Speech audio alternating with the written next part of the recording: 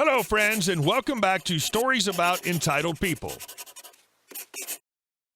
Let's start with the story in which our OP was almost taken away from his beloved friend because of his life problems. But before we begin, don't forget to subscribe to our channel if you're new here and turn on notifications so you don't miss a new video every single day. Here we go. They tried to steal my dog. In February of this year, one of my good friends and coworker, I'll call her Susan, asked me if I wanted to buy her dog, Dee. She loved Dee but had 3 other dogs and felt bad that Dee wasn't getting the attention she needed. I told her I'd have to see if Dee liked me, so almost every single day from February to April, I came to see Dee and I fell in love. So for 3 months, I made $100 payments on Dee, and in June, I finally took her home. Instantly, everybody in my home loved her. Then in November, things started going downhill. My landlord came to check on the house and saw Dee and told me that I couldn't have her there. I was upset, so I started looking for places to stay while I found another pet-friendly home for us. I started asking friends to hold her, and in return, I would buy Dee everything she needs. Enter Entitled Mom, EM, and Entitled Brat, EB. I used to be good friends with EB, so I asked her if she would watch Dee. She happily agreed, so I told her it would take a month or more to save up the money for a down payment on a new place. She said it was no problem and Dee could stay as long as we needed her to. Everything was fine for a while. I told EB and EM to message me if Dee needed food, and they both said they would. They let me know a total of twice that Dee was running low on food, and I brought it to them.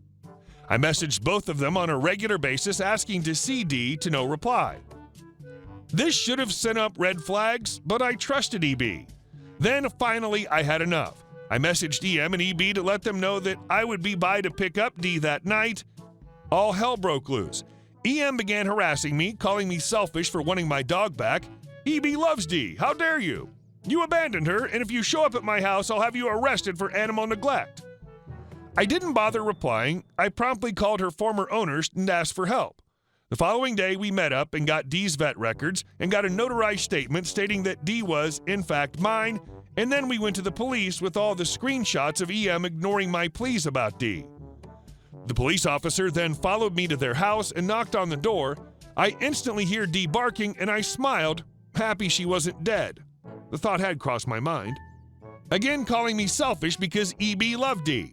At that moment, Dee caught sight of me, pushed past EM, and ran to me, basically knocking me over with happiness. While I was giving Dee some love, EM began saying that she abused that dog. She just dumped Dee here. We didn't even want her. So needless to say, I have Dee back in our new place, and EM was charged with theft by taking and did a little jail time and is required to stay 500 feet away from me and my house. And our second story. Don't feel like buying quality gifts? Enjoy your turkey. I went to my aunt and uncle's house for Christmas because, well, that's what we do. Anyway, I'd bought my gifts for each of my cousins and also my aunt and uncle, and I'd say I did a pretty good job of it this year. I got my aunt a nonstick pan, my uncle a new pair of leather shoes, the youngest cousin an Xbox game, PG, he was 13, and the oldest cousin, 16, I got a skateboard. So I arrived at their house with my parents and such, and after some chit-chat, we got to opening presents. We arrived on Christmas morning. My uncle gave everyone nice gifts. I scored a GTA V from him, and I gave everyone their gifts, and they all were grateful, except for the fact that my aunt confiscated the game I got her son because it was too graphic. It was PG. Then my aunt gave everyone their gifts. Her youngest son got a G game, I can't remember which was pre-owned. How did I know? The price tag was still on. She got her oldest son a razor, and she got me what she said was an old family heirloom that was passed down from your great-grandparents. Yes, of course, as family heirlooms have their price sticker on from when you bought them at your last holiday destination. Continuing on, the rest of the family also got crummy gifts. I felt this was unfair, obviously. After this, she went on and on about the turkey that she put in the oven and how amazing it was and everything. I got an idea. When she had her back turned and was telling everyone about her turkey, I went to the oven and turned the heat way down. When the time came for the feast, she got out her amazing turkey, only to find out it was extremely undercooked.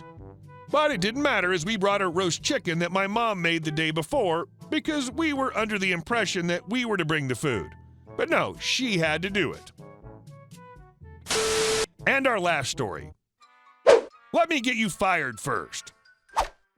So this started earlier today when my coworker approached me after working on the floor, informing me of how Kevin approached him in regards to scan guns that he said he needs ready by today.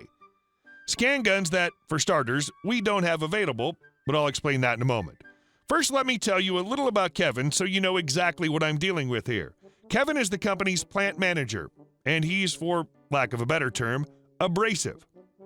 If I can describe him better, he's the type of manager that loves to micromanage his employees while demanding the most out of every and anyone when he feels that he needs something important done. This is where our situation came in. Long story short, Kevin wanted the Omni scan guns that shipping mainly uses for inventory to be used by his employees to track pallets to ensure that they're accurate. Sounds reasonable, right? Well, I thought so too, even if he had that out of the blue. Well, as I soon found out today, things soon escalated the way that they did, and while I wish things were handled better, I did things the best that I could do in the end, so there aren't any real regrets here. So steering back to the situation, Kevin told my coworker that the other 2 scan guns, because the company only had 3, were either broken or unaccountable. That obviously didn't sit well with either of us because now, to remedy that, he wanted the scan guns we had on reserve for a special project to be used for his project. My coworker recorded the convo, which will be used later, and asked if I can step in to talk with him. So I did. Walking to the area Kevin was in, I can see that I wasn't alone. Not that it really mattered since my business was with him. I addressed Kevin the situation with the scan guns, and per our IT policy, we must determine the status of the guns, why one is broken and why the other is missing. How broken is the gun? Why was there no better accountability made for our assets, etc.? Kevin, in his own fashion, didn't have an answer for me, but instead told me to go ask whoever had the guns and find out why. I looked at him dead in the eyes and asked him, "Sir, isn't this your project? Shouldn't you be held accountable since the equipment was under your care at the time?" Obviously, Kevin somehow took offense to that, as he felt I was being disrespectful, and how dare I put him on the spot like that. So as always, in situations like this, I decided to call my boss and inform him of the situation and ask for his input. Putting my phone on speaker, my boss informed Kevin that he cannot accommodate what he wants simply because we do not have what he wants, nor can it be done the same day. Kevin then suggested the scan guns that we have reserved for that special project. My boss obviously told him no, as he'll not be allocating assets for a project to fill his needs. Kevin tried to dispute this, saying that he wanted this done today. My boss said, and I quote this happily, "Well, if you had enough foresight to inform us of this project sooner, we would have been able to accommodate you better. Keep in mind that per our policy, should the plant have any and all projects that will involve IT-related assets and/or information, it must be coordinated with the IT department prior to deployment to ensure a seamless transition. You didn't, and therefore you have to accept the consequences as someone in management should. Keep in mind also that prior to calling my boss, I was also recording my convo with Kevin because anyone here on this subreddit knows that CYA is absolutely essential. I then proceeded to resume recording, giving Kevin the illusion that I was hanging up with my boss, which I did, but he didn't need to know all the details, lol.